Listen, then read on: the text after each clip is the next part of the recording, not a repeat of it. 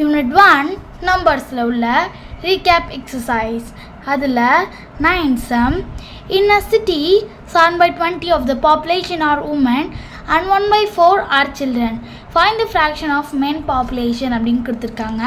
அதாவது இவங்க என்ன சொல்கிறாங்க அப்படின்னா, இதான் ஒரு சிட்டின்னு வச்சுக்கோங்களேன். இந்த சிட்டியில் 7/20 அந்த பாப்புலேஷன் என்னென்னா உமனா. 7/20 வந்து உமன், 1/4 வந்து சில்ட்ரன் அப்படின்னு கொடுத்துட்டாங்க. அப்போது மென்னோட பாப்புலேஷன் எவ்வளோ அப்படின்னு நம்மகிட்ட கேட்குறாங்க.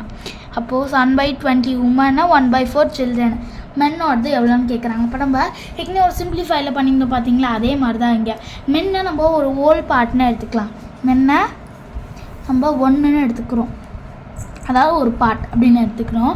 அப்போ 1 மைனஸ் இங்கே என்ன வந்து 7/20 ப்ளஸ் 1/4 இதை வச்சு இதை ஃபுல்லாக பண்ண போகிறோம். அப்போது மென்னு தெரியாது, உமன் 7/20, சில்ட்ரன் வந்து 1/4. அந்த மென்னை என்ன எடுத்துக்கிறோன்னா ஒரு பார்ட் அப்படின்னு எடுத்துக்கிறோம். ஒரு பார்ட்டுன்னு எடுத்துக்கிட்டோம்னா நம்மளுக்கு என்ன ஆகும், 1ன்னு எடுத்துக்கிட்டோம்னா இப்போ 1 மைனஸ் 7/20 ப்ளஸ் 1/4. இப்போ டினாமினேட்டர்னு சேம் பண்ணும். இங்கே 20 அப்படியே இருக்குது. ஸோ 4 5ஆல் மட்டும் மல்டிப்ளை பண்ணிட்டா 4 5s are 20, 1 5s are 5. இப்போ 1 மைனஸ் 7/20 ப்ளஸ் 5/20.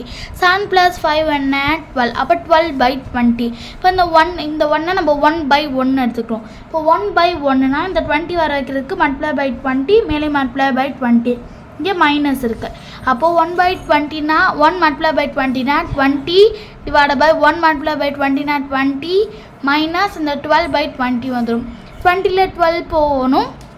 20ல் 12 போனுச்சுன்னா எவ்வளோ, 20ல் 12